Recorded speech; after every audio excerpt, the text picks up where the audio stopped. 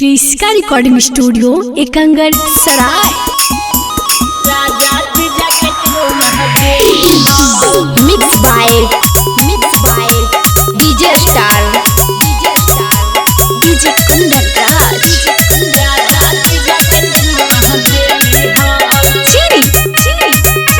Presented by क्रिस्का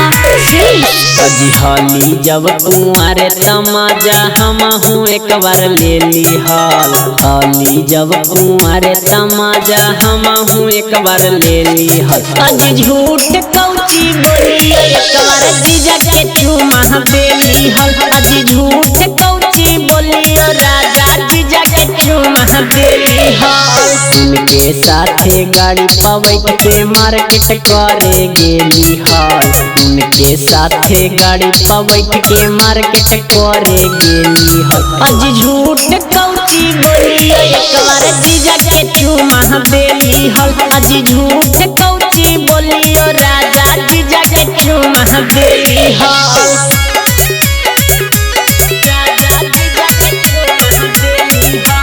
DJ कंदराज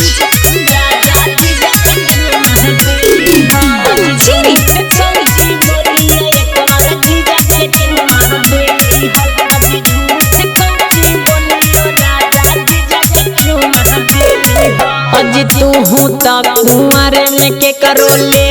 हो महाराजी तब काहे हमारा पास कर राजा जी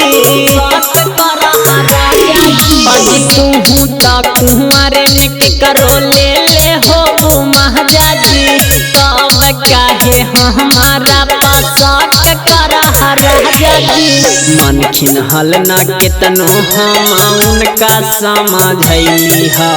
मन खिनहल न केतनो हम उनका समझैली अज झूठ कौची बोली एक बार जीजा के चुमा देली अज झूठ कौची बोली राजा जीजा के चुमा देली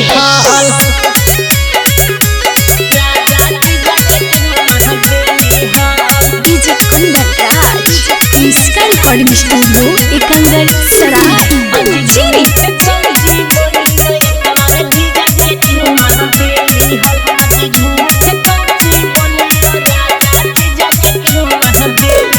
राजा रौशन माया सही करन टाइम पास जी हकैया सुहाग रात करन कुछ खास जी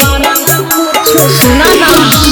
राजा रौशन माया सही करन टाइम पास जी कैया सुहाग रात करन कुछ खास जी रीतेश दीवाना संगे हमहू मजा उठैली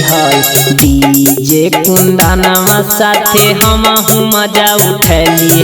अज झूठ कौची बोली एक बार जीजा के चुमा देली अज झूठ कौची बोली राजा जीजा के चुमा देली क्रिस्का रिकॉर्डिंग स्टूडियो एकंगर सराय।